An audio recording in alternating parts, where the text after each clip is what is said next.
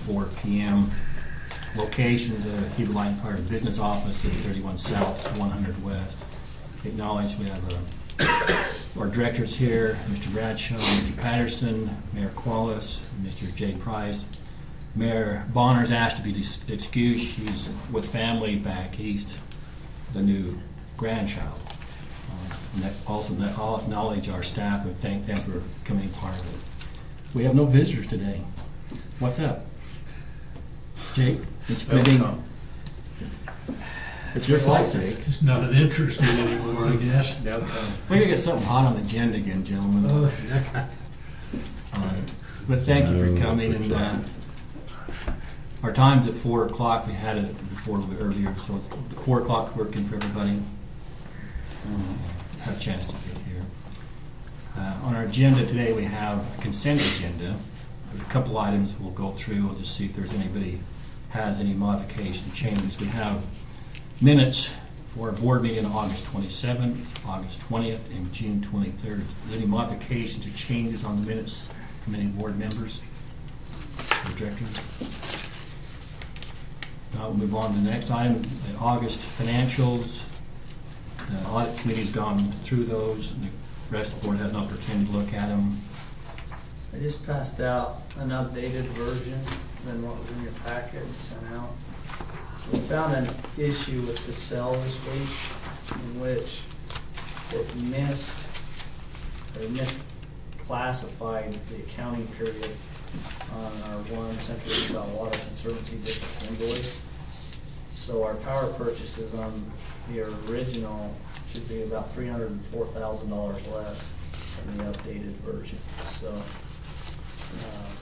we found that, worked with the cell to get it fixed. It's an issue that they have identified on their system. They're working on fixing. So There's a glitch in their system. yeah. Okay. So that's why I give you an updated version. The true purchase power for the month was $516,000. Good. All right. Okay. And we'll have our August warrants.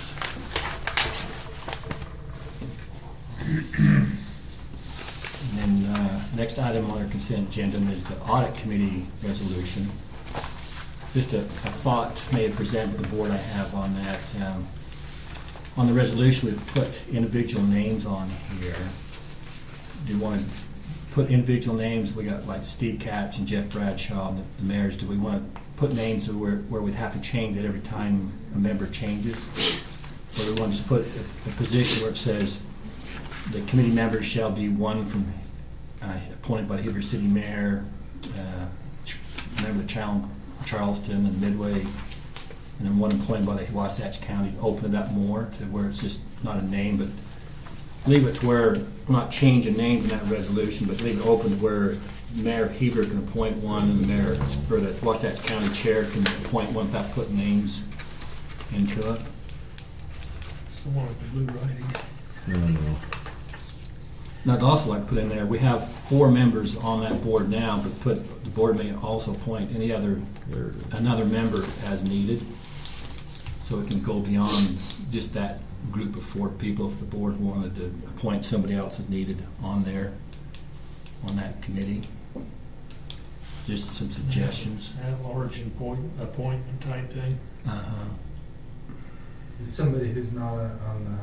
Somebody won't be a director, but okay. it'd be other than a director could be on the board if they wanted to.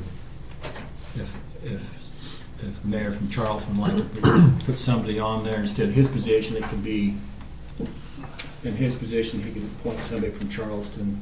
So at least it gives all the owners an opportunity to put one member on the board, plus the county has an opportunity to put a member. The owners then are their designees, is that what you're saying? Well, part of the...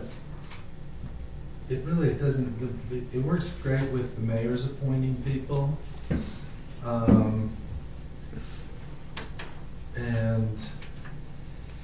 I mean, I guess that we're actually... The thing is that we didn't want... We wanted a non-director from the county. So that we didn't kick up over the top for directors. I wasn't sure that was something that needed to be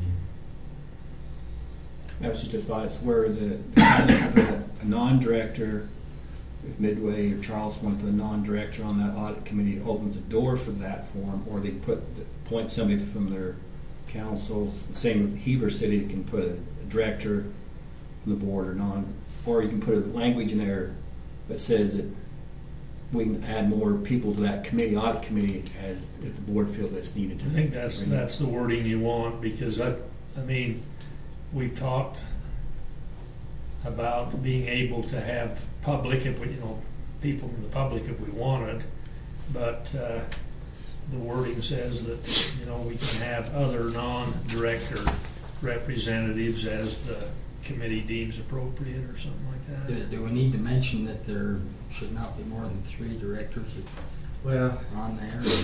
I'm not sure. The question You is, don't want to do make you it too public. do you want to make that express, or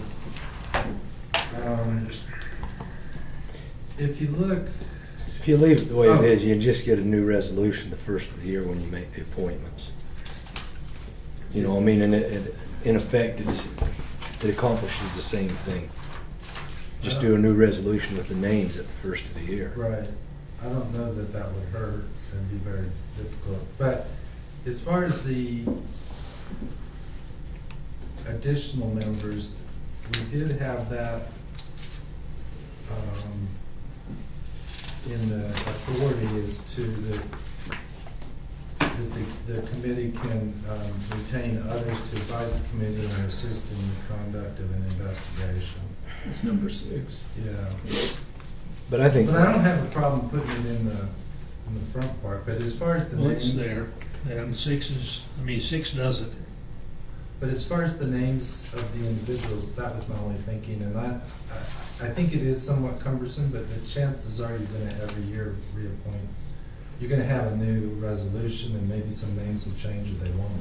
well, it gives the board the opportunity to vote on those individuals. Maybe somebody knows something about one of them, and, maybe we put somebody on there and somebody knows something, and they go, wait a minute. I'm not going with that guy, yeah. Yeah, so, Sounds good, just hang. I'd We've just say got- hang tight and then just do a new We've resolution got with it the names 6. first of the year. 6 gives us the flexibility to add in addition to the ones that are already listed. I'm not sure that Steve's gonna be an interested party. We've tried about 3 times and Well, he never got the call. never did. Mm-mm. I asked him if Colleen called him, and he said no. Yeah. So, yeah, he's interested, but Well, and he'll have three chances, but he sure wants to do it. it says that the board secretary will help you get a hold of people and stuff, and we're kind of adept at doing that, so if you want to. Carly likes another I can side. handle that with Carly today. You want to get it done, give it to somebody that's good. True. So anyway, I can go either way, but that was the reason I listed the specific names was. So we'll wait till the first year if we change the committees, and we'll make another resolution. I think as we, the truth is, and we could do better at this, is that at the first of the year, we should review all of our committees, just as a matter of practice. And we're still learning how we want to do it with the new board, but I think that would be a good practice, even the executive committee and everything. So, Yeah, we might, the audit committee is for the audit, in my view, and if we want to do some type of financial or budget committee, then that's what we ought to do.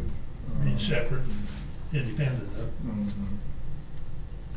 I think that audit committee needs to focus on working with whoever the auditor is and establishing that relationship. And it shouldn't really change over too much. I think it's important to be comfortable with that auditor. Well, we didn't have an awful lot of engagement this first year. No. We did visit, maybe one time, and the rest of it was just the fact that the finance committee, we're dealing with the same things. We're talking budget, we're talking methods of operation, problems if they should arise having to do with the budget or payments. You think that's spreading us too thin because we only get the audit involvement once a year. And then it's what, 3 months, couple of months that we spend, should spend, and it just seems that we're doing the same thing. We talk audit and finance, I mean, we're involving ourselves. It was the audit committee that sat in on the budget. See, and I mean, who would sit in on the budget if it wouldn't have been the audit committee? The executive committee maybe, or? I don't know, I don't know whether. If we're talking about, I guess where I'm at is if we're talking about, putting people that aren't on the board on these committees, I mean, my view is the board of directors are, responsible to work with that auditor, not necessarily some guy named from the public that's sitting on a committee. Oh, I see what you're saying in that respect.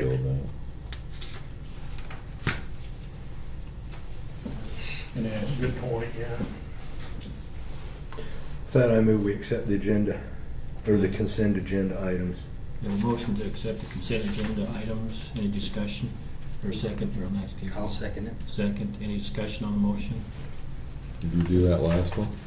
Yeah, there's that last one. That was We're just lucky to get ourselves okay. there. Yeah. Which allows Grab somebody from outside. Jason Norman to be on the Zions We line. can see it happening even though we dream about it. Signature card. Okay.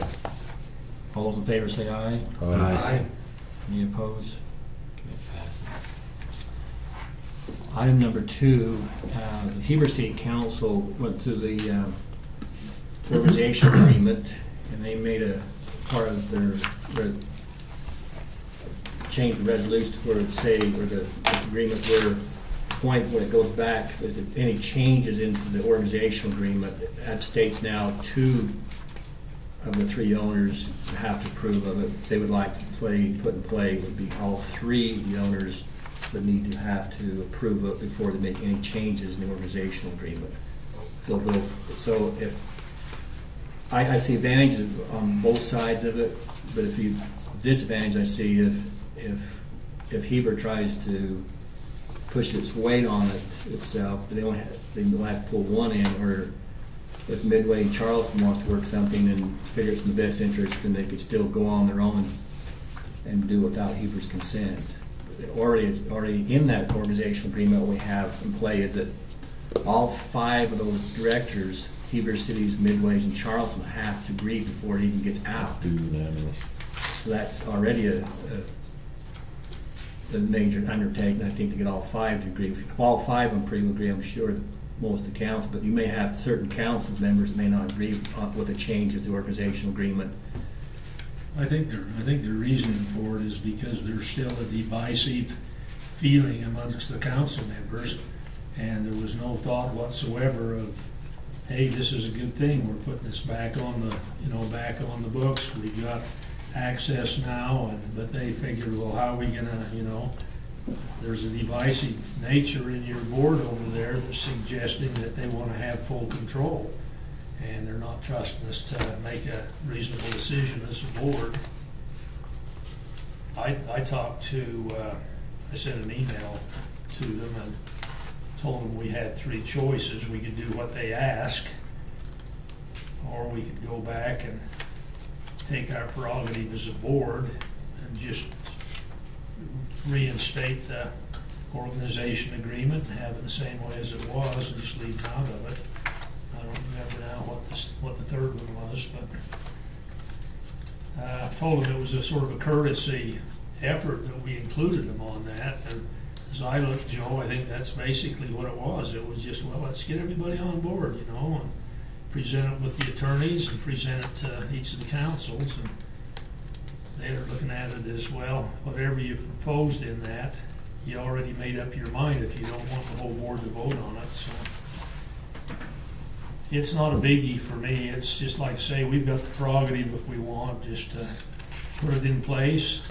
We'll revive the old amended organization agreement, put all the changes in with a final approval. Any changes that come after that, final approval of two of the three owners. I mean, we've already gone through it with all the owners here in the board of directors. Yeah, if it's, if it's 3 against 3, actually, this is the chance that you have to exercise power over your board, because you're a voting, you're a voting member of this body. So it's sort of a 3-3. I don't know. I don't think we're going to see major changes in the organization agreement. Like Joe said, the company will still run in spite of. If they don't like it, we'll just do without changes in the future. And I'm fine, if you want to do it. It's just, I think it's just a situation where there's struggles within the council, and there's no trust that we're going to do our job right, so they want to.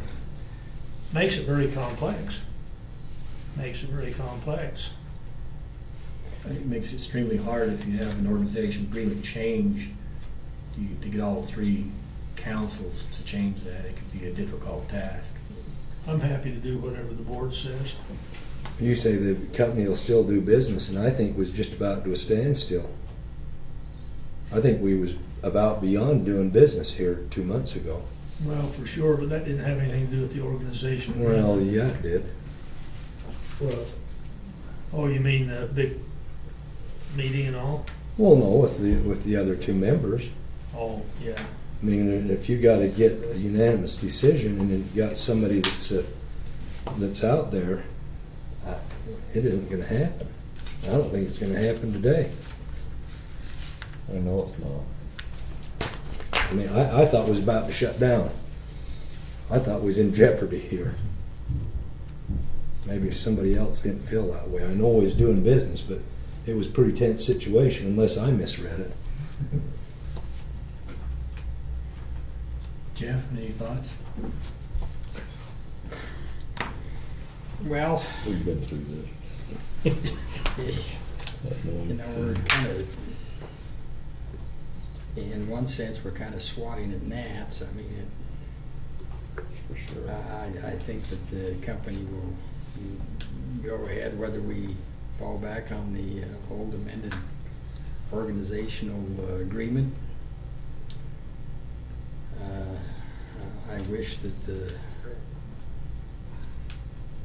current Heber City Council, as it's constituted, would want to be more agreeable on it, but if or when that's going to happen.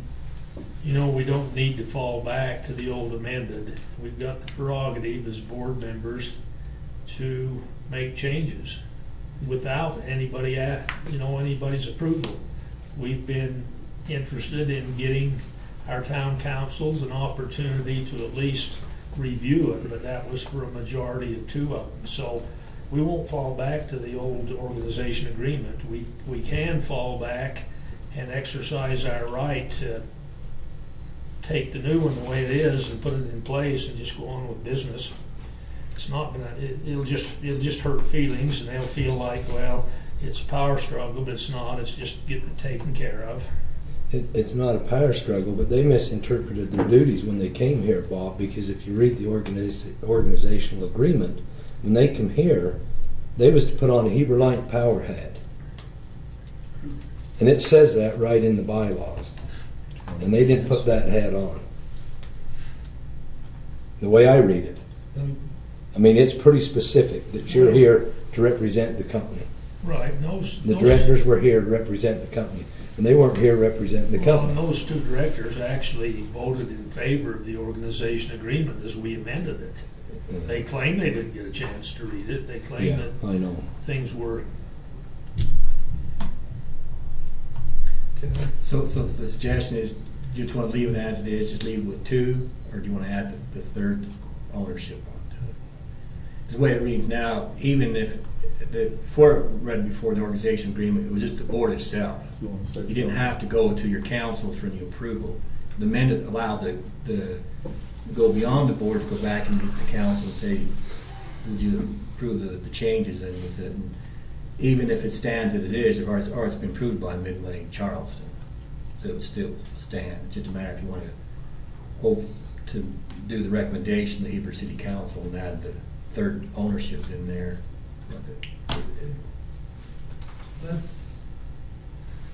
Can I, just for real quick, first of all, and this is not legal, this is political, and so now I'm advising the politicians how to do politics, which probably means. You've got plenty in there.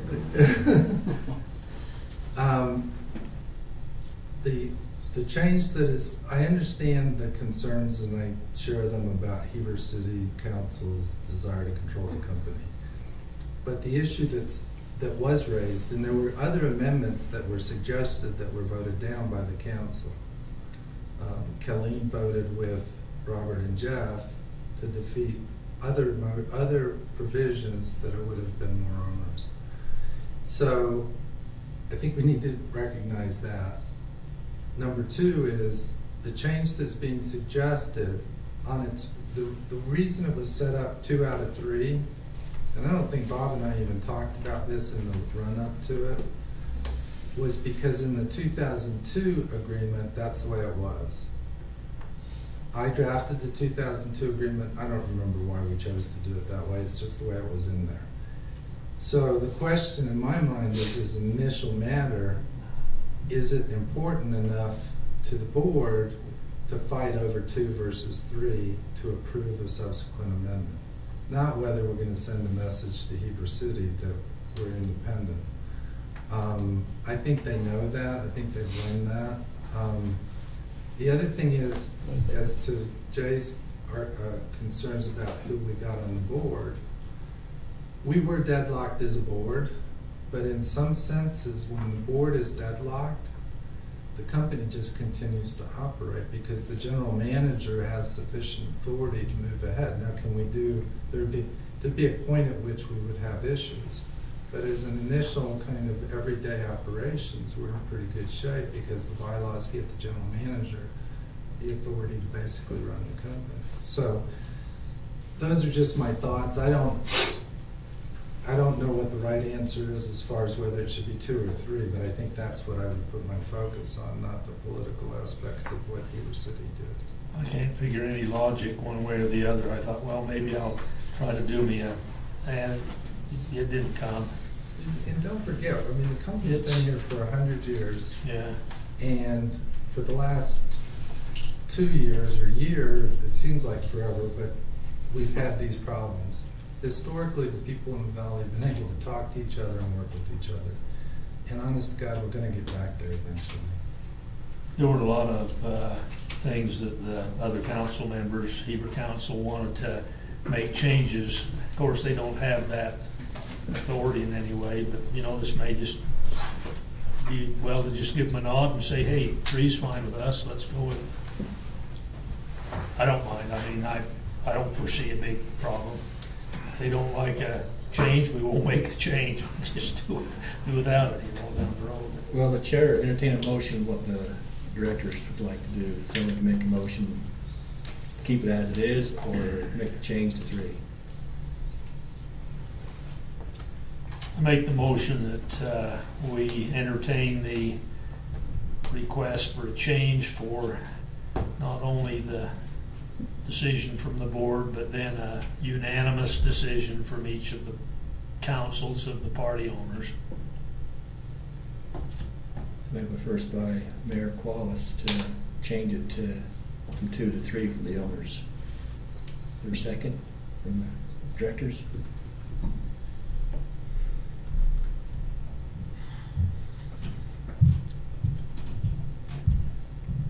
"15 seconds.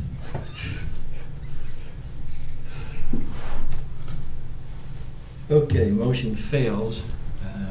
Entertain another motion from the directors.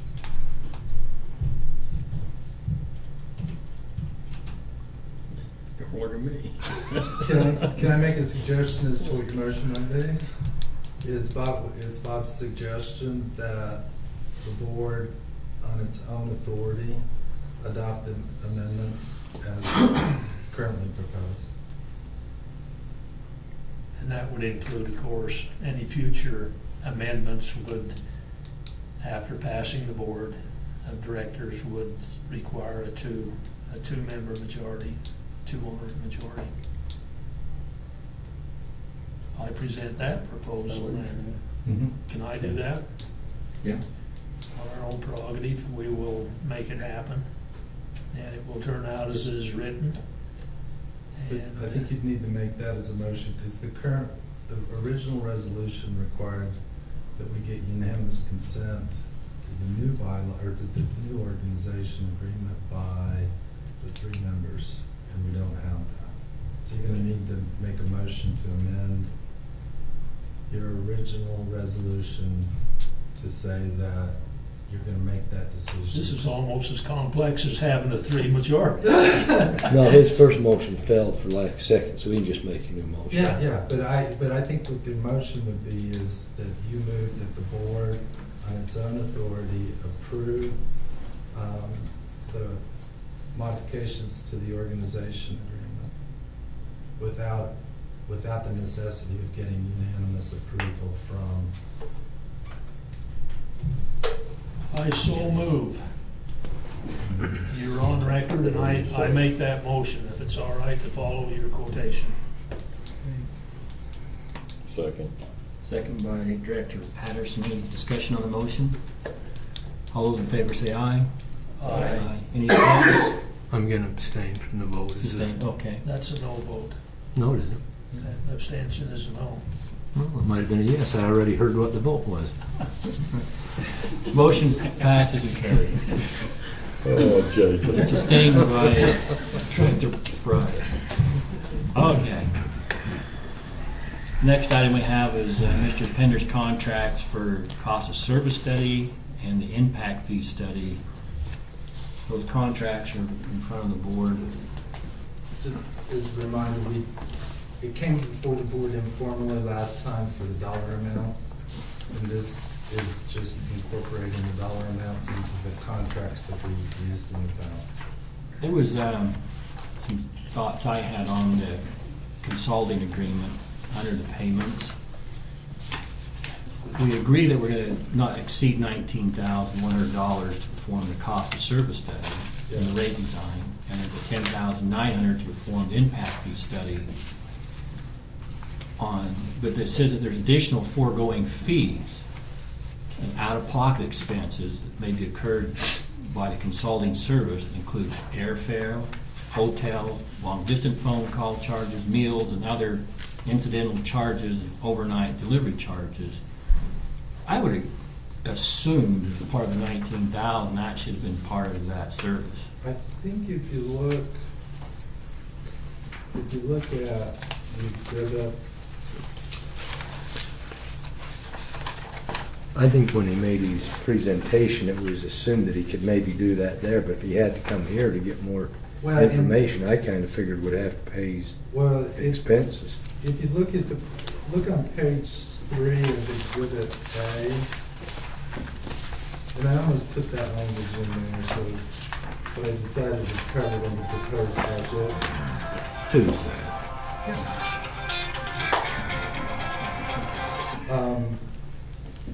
If you look at the bottom of page 3, it says the not to exceed budget includes 2 trips to meet with HLP staff for attendance of HLP. So those 2 trips included the $19,000? Uh-huh. Why, I guess maybe I was reading this, I read it a couple of times, that these were additional costs, is airfare and hotels would be additional cost. If it even was $19,000, there was still additional cost to that amount. Right, and I understand that, but if you read, I can put additional language under there to make that clear if you don't feel like it is. But the way he's always billed this, I'll just tell you, and this is our 4th contract with him, is he bills this on basically a time and materials basis, but then doesn't exceed the dollar amount. So if the time and materials is less than the dollar amount, then he doesn't bill us for it. Because you're getting billed at $150 an hour, so if he's on an airplane flying from Florida to Wasatch County, are we paying him $150 an hour in the plane? I can't remember if he does that. I don't think so. Ordinarily, travel time is not. This is travel time, and I didn't know exactly if that included his time to get here and flying back too, we're paying for that. Well, we can, and I can adjust that, because I know, I'm pretty sure that it didn't charge us for that. But I can put in language that, in the payment provision that tracks the exhibit language that says that precisely what's included in that, all in that fee. We were gonna do a little bit more on the phone, weren't we, this time, as much as possible. Yeah, I seriously doubt that we would fly him out here